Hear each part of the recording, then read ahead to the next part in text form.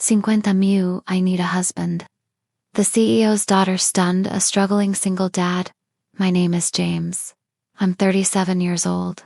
And I want to tell you about the afternoon a woman sat down across from me in a coffee shop, slid an envelope across the table, and said 4 words that made me sit back in my chair and wonder if I had somehow wandered into someone else's life.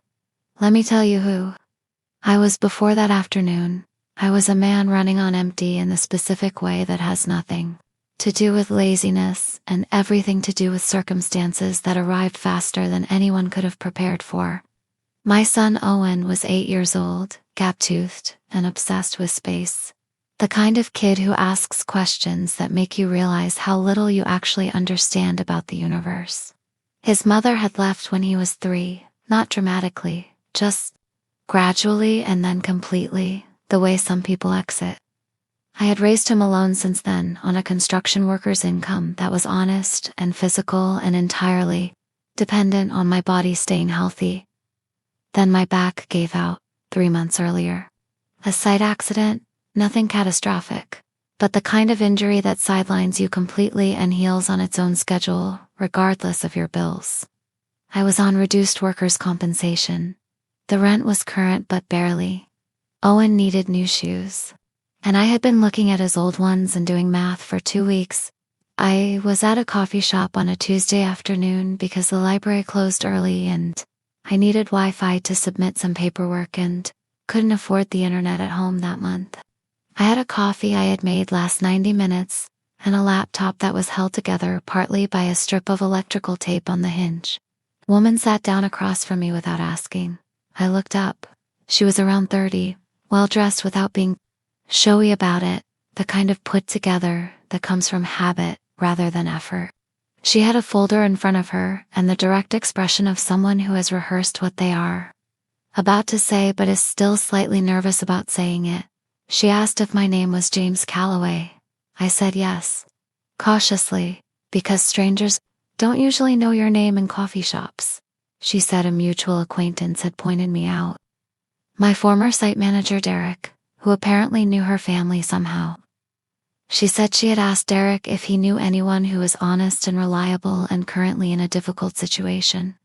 That Derek had described me as the most straightforward person he had ever employed and that my current circumstances were temporary and not a reflection of who I was. I told her I appreciated Derek saying that and asked what this was about. She slid the envelope across the table. I didn't open it. I just looked at it. She said her name was Vivian, that her father was the founder of a large construction and real estate group, that he was unwell, seriously, and that his greatest remaining wish before he died was to see her settled. That he came from a generation and a culture where settled meant married, and that she had exhausted every gentle way of explaining to him that her life was her own. She said his doctors had told the family he had months, not years, that she loved her father completely and that watching him worry about her from a hospital bed was something she could not keep doing. She said she needed someone to attend family events with her for a period of time, to meet her father, to be kind and decent in a way her father would recognize and respect, that it was not romantic and would not become romantic, and that she was not confused about that.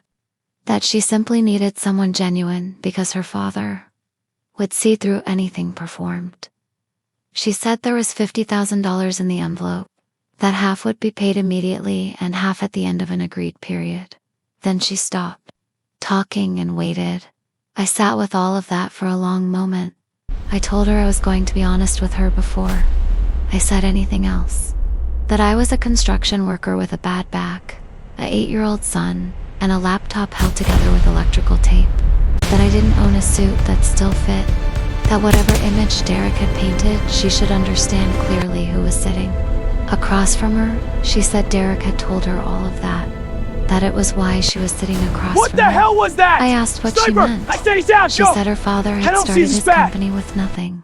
That he had worked construction in his 20s. The same kind of work I did. That he had always said a man who works with his hands and raises his child honestly is worth 10 men who inherited everything. That she needed someone her father would actually believe in and respect, not a performance. a real person. I looked at the envelope. I thought about Owen's shoes, about the rent, about the 3 months of medical bills sitting in a folder at home that I opened and closed without being able to address. I asked her one question.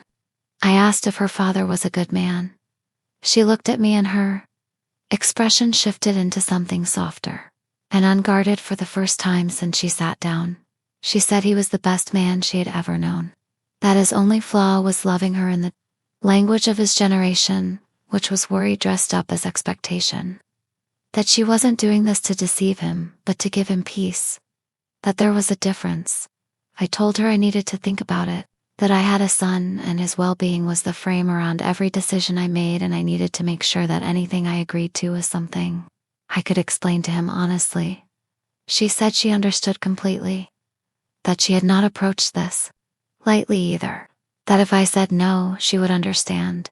I went home, made dinner for Owen, watched him arrange his plastic planets and order from the sun on the kitchen table while I thought about what genuine help looked like and where the lines were and whether I could stand on the right side of them. The next morning I called her. I said I had conditions, that Owen might need to be part of some of this, because I didn't disappear from my son's life for weekends without explanation. That I would be honest with her at all times about my comfort level. That if anything felt wrong, I reserved the right to stop.